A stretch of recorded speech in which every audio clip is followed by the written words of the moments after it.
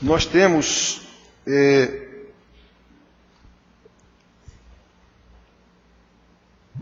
Deus vem nos abençoar. Henrique às vezes pede esse cântico. Bom estarmos aqui louvando a Deus.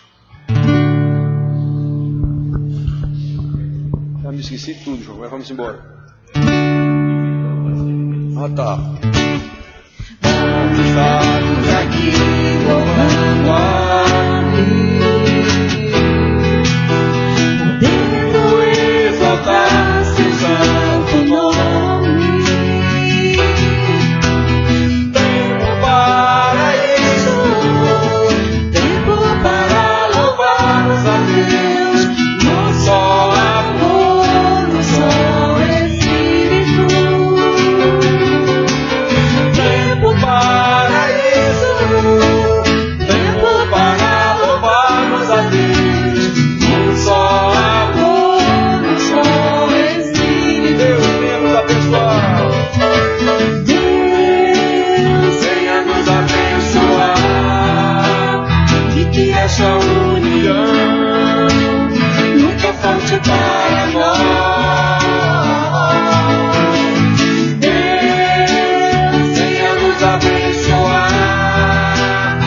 Que essa união nunca volte para nós. Tempo para isso. Tempo para isso, tempo para louvarmos a Deus, no só amor, no só Espírito. Tempo para isso, tempo para louvarmos a Deus, só amor, no só Espírito. Deus venha nos abençoar, e que essa união nunca falte para nós. Deus venha nos abençoar, e que essa união nunca volte para nós.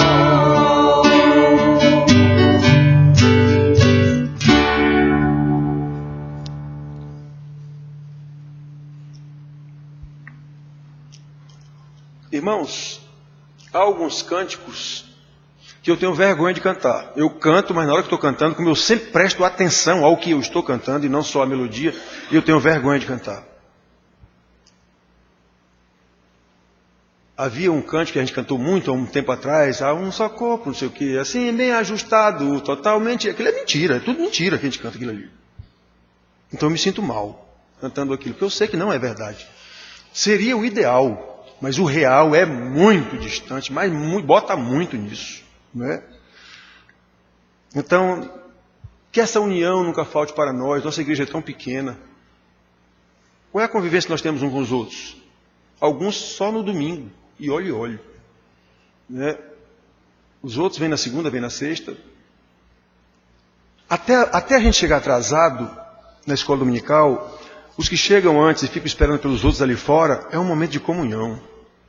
Tudo isso eu percebi, prestei atenção. O culto chega atrasado. Aquele momento ali fora não deixa de ser um momento de comunhão que nós não temos. É o momento que nós temos que conversar um pouquinho com os irmãos ali. Quem gosta de política, quem não gosta, quem gosta de estudo, vai falar sobre estudo, quem não gosta. É o único momento. Nós não temos mais durante a semana, porque moramos distantes, temos realidade social, cultural diferente. E aqui é o momento em que a gente conversa. Até isso, uma vez alguém falou sobre o atraso da escola dominical, de minha irmã, esse momento aqui já é um momento de comunhão. Vamos esperar os outros. Bom estarmos aqui louvando a Deus. Que essa união nunca falte para nós. Esse outro eu ensinei aqui uma vez, é do meu irmão, Amar Sim Amar. A gente já cantou algumas vezes aqui na ceia. E eu já não lembro mais de novo, viu, João? Olha, velhinho é assim mesmo, certo?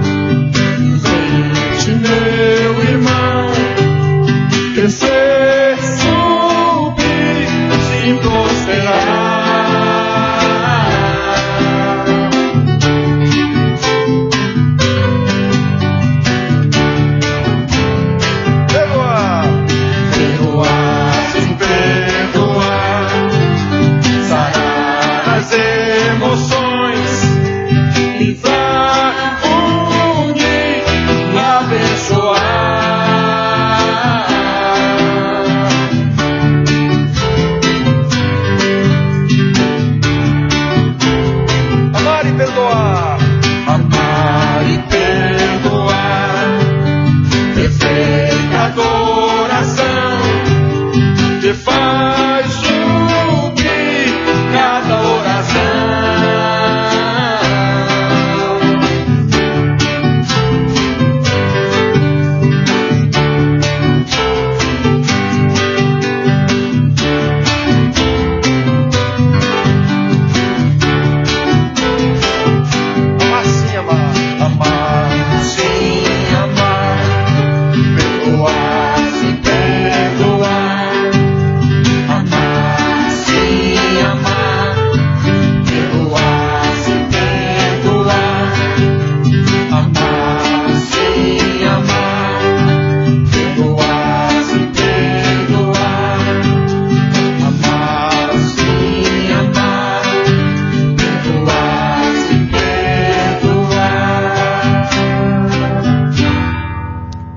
Aleluia.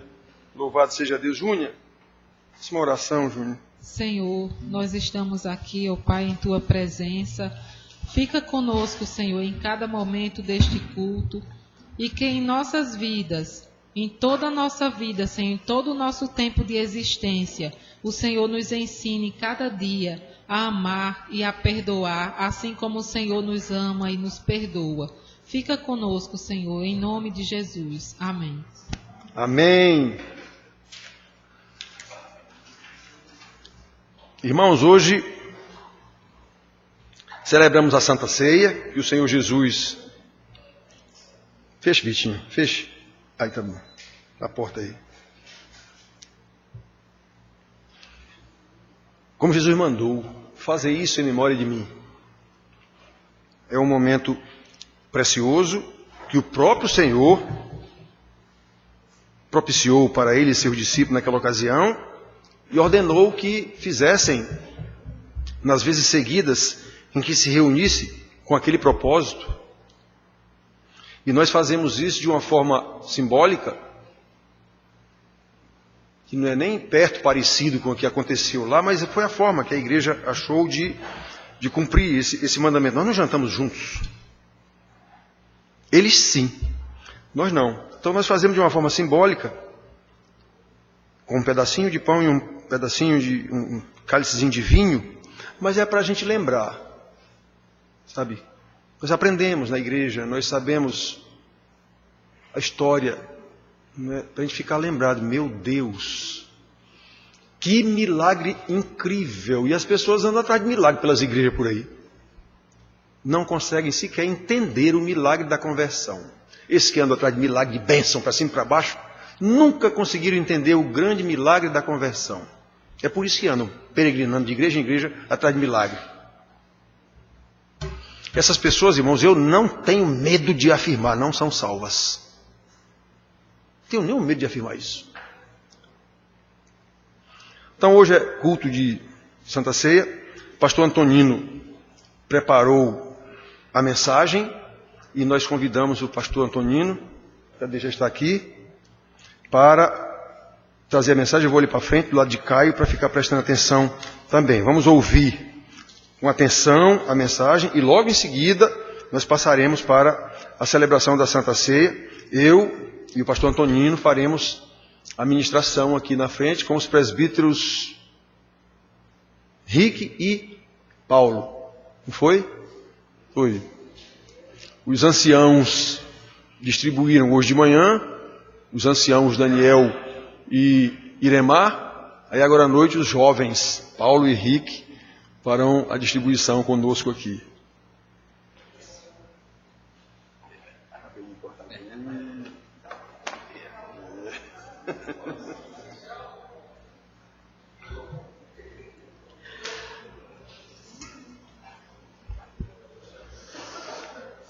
A graça e a paz, amados.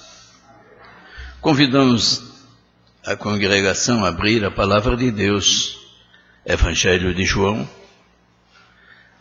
capítulo 2,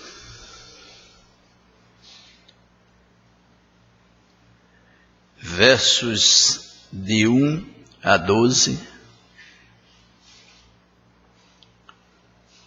Assim diz a palavra do Senhor.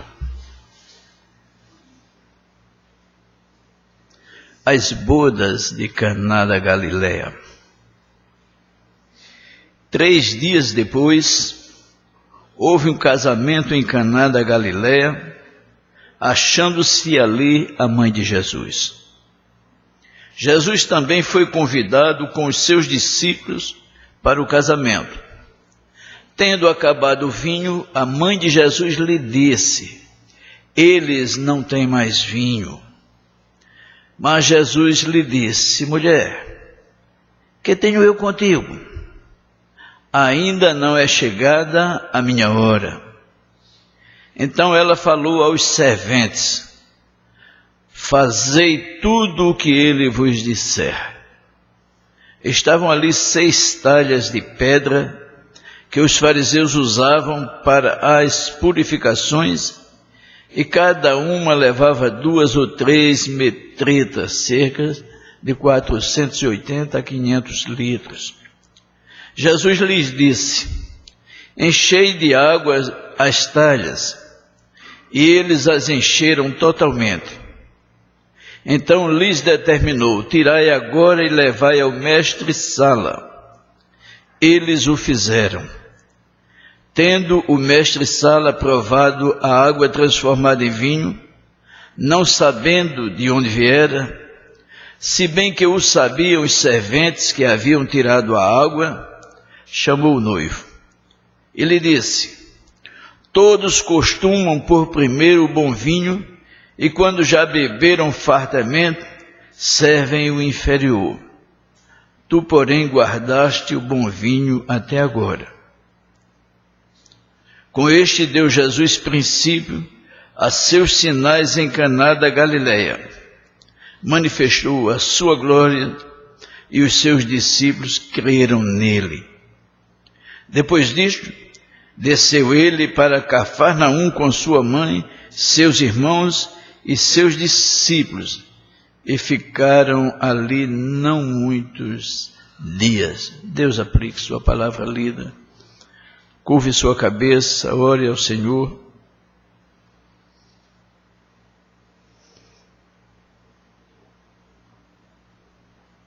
Senhor nosso Deus, amado Pai que estás nos céus, nós te rendemos graça ao Pai pelas bênçãos que o Senhor tem derramado sobre nós. Te agradecemos, Senhor, por este privilégio que o Senhor nos concede de estarmos na tua casa para adorarmos o teu santo nome. E te suplicamos, ó Pai, a unção do teu Santo Espírito, a direção do Senhor para todo esse trabalho, para que a tua palavra exposta nesta noite, ela não volte vazia, mas cumpra exatamente aquilo para o qual ela foi determinada. Se conosco, meu Pai, nós te pedimos no nome santo do Senhor Jesus. Amém.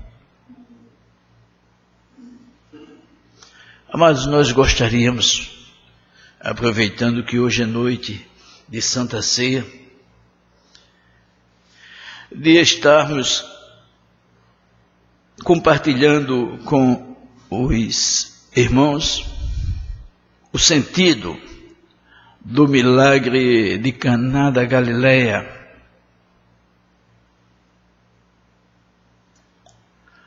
Dois grandes comentários, infelizmente, satânicos, embora separados pelo tempo, mas em tudo muito semelhantes. Eles dão sentido ao milagre de Caná da Galileia. Acesse a internet e ali nós vamos encontrar o todo-poderoso dono da Record dizer: não aceitar em hipótese alguma o milagre de Caná da Galileia. E ali ele põe em dúvida a sanidade mental do Senhor Jesus. E ele faz a sua justificativa, dizendo que naquele momento lá de Caná da Galileia, havia pessoas doentes que necessitavam urgentemente da cura, que ali haviam pessoas pobres, muitos chorando, muitos gemendo, sofrendo as suas dores. E Jesus ali estava para fazer um milagre que atendesse a uma festa de casamento. E aquele homem dizia que não fazia sentido, que ele não podia aceitar, porque era inadmissível. O que é importante, amado, por isso que dizemos que Satã, é que semelhante comentário fizera Judas. Em João 12, 5, 6, ele diz que Judas Iscariote, diante de uma mulher que, chorando seus pecados, arrependida, quebrantada, ela vem, quebra um vaso de alabastro, um perfume, um nardo caríssimo, e derrama aos pés do Senhor Jesus. E Judas Iscariote observa e diz: por que não se vendeu este perfume por 300 denários e os deu aos pobres? Faria muito mais sentido, teria muito mais proveito na visão de Judas.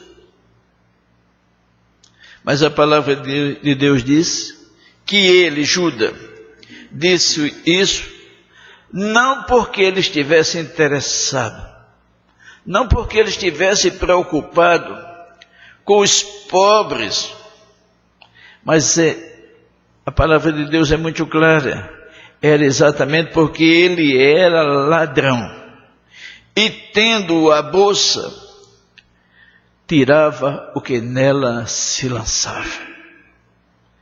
Amados, não era preocupação com os pobres, como também preocupação com os pobres, doentes, os enfermos, não é a preocupação do dono da Record, era a avareza mesmo, era o amor ao dinheiro. E a palavra de Deus diz que o amor ao dinheiro é a raiz de todos os males. Era nos dias de Jesus e continua nos nossos dias. Nós podemos até não entender o momento e nem a escolha que o Senhor Jesus fez, mas temos que buscar o propósito de Deus, que era exatamente tornar público o mistério maior de Deus, que era Jesus, o mistério de Deus, o mistério escondido no templo, e que agora se fizera homem, se encarnara, se fizera homem, e no tempo determinado por Deus, ele surge. Por que uma festa de casamento? Por que não outra ocasião? Porque naquele casamento, amados, como nos dias de hoje, há muita música, há muita dança e muito vinho. E na visão de muitos não era o momento adequado para que o Senhor Jesus fosse à festa com os seus discípulos. Porque muita gente naquele dia, naquela festa, possivelmente festa que se prolongara, eles beberam e beberam muito. E é possível que muitos se embriagaram, porque chega um momento em que o próprio vinho acaba. Pense no vinho, que é sempre tido como motivação de alegria. E ali, naquele casamento, o Senhor Jesus fora. E duas são as razões que levaram o Senhor Jesus àquele casamento. Primeiro, porque era uma celebração de família. Jesus não estava ali num bar, mas Jesus estava naquela festa porque fora convidado, porque uma família celebrava um casamento. E o casamento, amados, é um projeto abençoado de Deus e não do homem. Por isso que Jesus foi, porque ele merece toda a honra e todo o respeito. Embora o mundo hoje queira inverter, mas diz a palavra de Deus que por isso deixará o homem a casa do seu pai, os seus pais, se unirá à sua mulher e serão ambos uma só carne. Isso, na visão da palavra de Deus, também é amor incondicional, porque faz sentido na comparação de Paulo, quando ele quer comparar a igreja do Senhor a algo muito forte, a algo muito divino, a algo projetado por Deus. Ele diz: maridos, amai a vossa mulher, como Cristo amou a sua igreja e por ela se entregou. Amados, Caná era parte do mundo do Senhor Jesus. Ele estava inserido naquele contexto. Portanto, sem maiores questionamentos ou críticas, Caná do crente é o mundo, é o lugar do crente. Quantas vezes nós olhamos para o mundo e ficamos com o pensamento de que o mundo não faz parte da nossa vida. Mas o Senhor nos chamou foi exatamente para viver no mundo. Foi para que nós pudéssemos testemunhar do Senhor no mundo. Porque é muito fácil, é facílimo ser crente dentro de quatro paredes, em casa e na igreja. O desafio do crente é ser crente no mundo. Como dizia pastor Juarez, é bom demais você dizer, porque Deus amou o mundo de tal maneira, para que todo aquele que nele crê não pereça, mas tenha a vida eterna. Amados, esse texto que nós estamos dissertando, que nós estamos lendo, nos obriga a repensarmos o Cristo do nosso imaginário. Um Cristo que nós criamos em nossa cabeça. Talvez até porque assim nos ensinaram. Mas no nosso imaginário, nós construímos um Jesus mal-humorado, carrancudo, denunciando o pecado do mundo. Mas nós esquecemos o Jesus afável, o Jesus amoroso, alegre e solidário. Esquecemos Jesus que é capaz de quebrar todos os tabus e preconceitos, enveredar no caminho de Sicá e recuperar uma prostituta. Esquecemos o Senhor Jesus, diferente dos mestres, comendo e bebendo com os pecadores, tendo como fim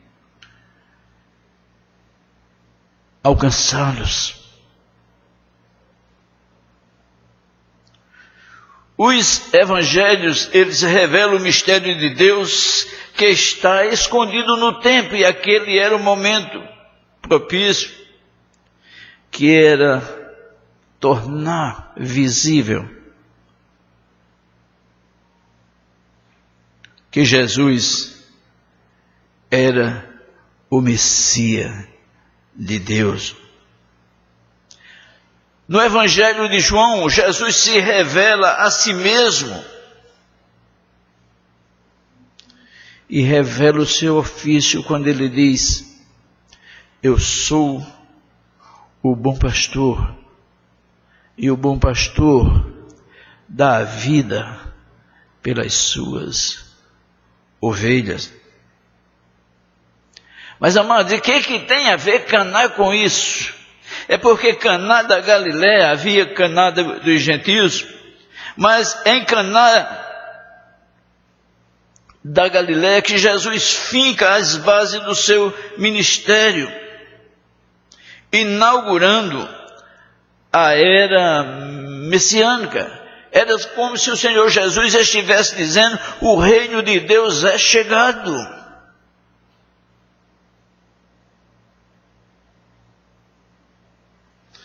Ali em Caná, Jesus está mostrando à sua igreja que ela deve ter a sua mensagem voltada não para as necessidades materiais apenas, mas acima de tudo voltado para as necessidades espirituais do próximo.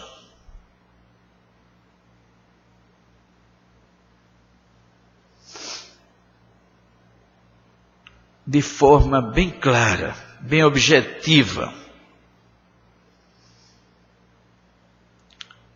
Depois dele haver conversado com Natanael e com Filipe, Jesus chega com seus discípulos para a festa. Sua mãe chegara um pouco antes e ela está ali observando a festa. E Maria foi bastante sensível quando ela sentiu, quando ela viu a necessidade do próximo. No verso 3 diz: tendo acabado o vinho, a mãe de Jesus lhe disse: eles não têm mais vinho. Constrangimento da família, no auge da festa o vinho acabara. Eles não têm mais vinho. E Jesus diz: mulher, que tenho eu contigo? Muitos acham que Jesus se dirigiu à sua mãe de uma forma desrespeitosa, e não foi. Era o modo de falar. Era o modo que ele estava dizendo: senhora, aguarde, espere. Não é chegada a minha hora. Verso 4, ainda não é chegada a minha hora. Mulher, que tenho eu contigo? Amados, a reação de Maria, a mais impressionante possível, era de alguém que era servo. Maria não se sente desrespeitada, nem constrangida com a palavra do Senhor Jesus, mas ela se coloca no lugar de serva. Verso 5 diz assim: então ela falou: fazei tudo o que ele vos disser. Uma alusão a Gênesis 41, 55, quando José governava o Egito. E foi dito aos egípcios: fazei tudo quanto ele vos disser. Maria estava dizendo: fazei tudo que ele vos disser. E é ali em Caná da Galiléia, amado, que o Senhor Jesus, mesmo diante da incompreensão de muitos, ele se assume filho de Deus, manifesta a sua própria glória, a glória do Pai. E ele o faz sem fazer teatro. Ele o faz com ousadia e autoridade. Estava ali aquelas talhas que eram usadas pelos judeus para purificações, e Jesus, sem qualquer alarde, verso 7, com toda a autoridade que ele é própria, ele diz: enchei de água as talhas. E eles as encheram totalmente, porque elas estavam vazias.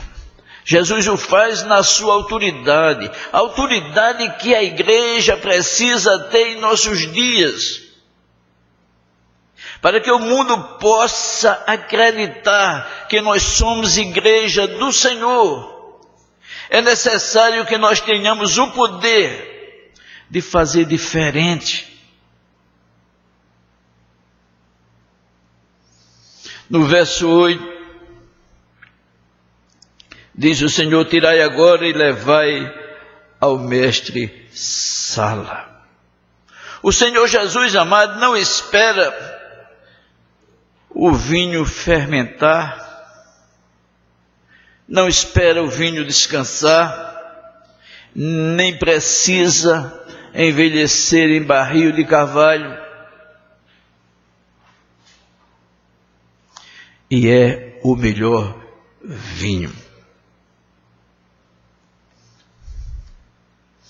No verso 9 ele diz, o mestre Sala chama o noivo, vai ao encontro do noivo, porque ele não está acreditando no que seus olhos veem.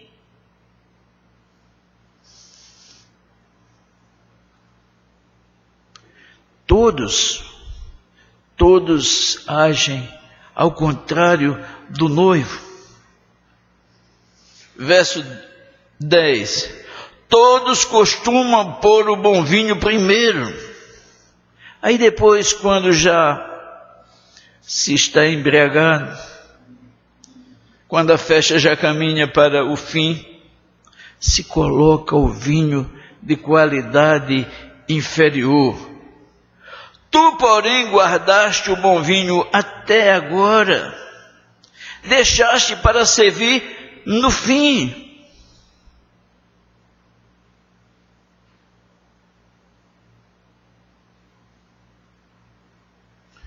Verso 11.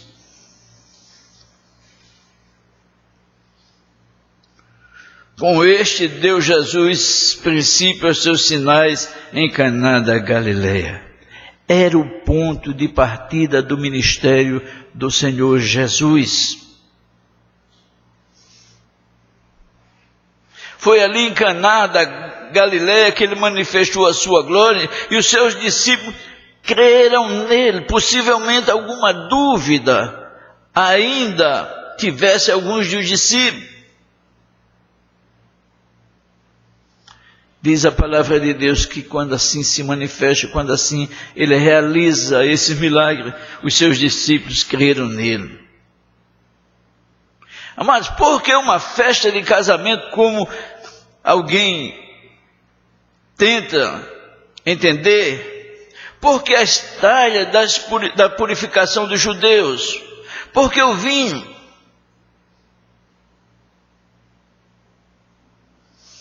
A festa de casamento aponta para o final dos tempos, aponta para as bodas do Cordeiro com a sua noiva, a igreja de Cristo.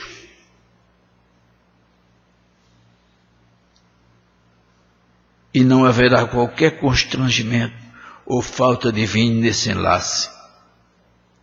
As talhas de pedra vazias são os convívos que precisam do enchimento do bom vinho do Espírito, que alegra a alma e nunca chega ao fim.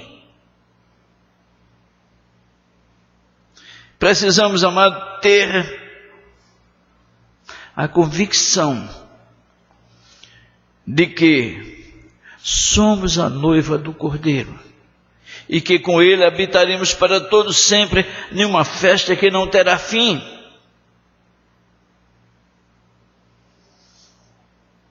E acima de tudo, o vinho melhor.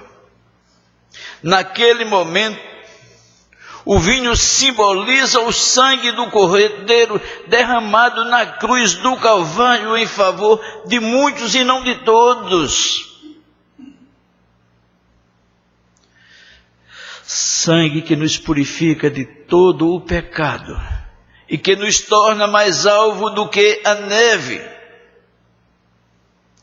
Vinho que significa a comunhão do Senhor Jesus com a sua igreja para todo o sempre.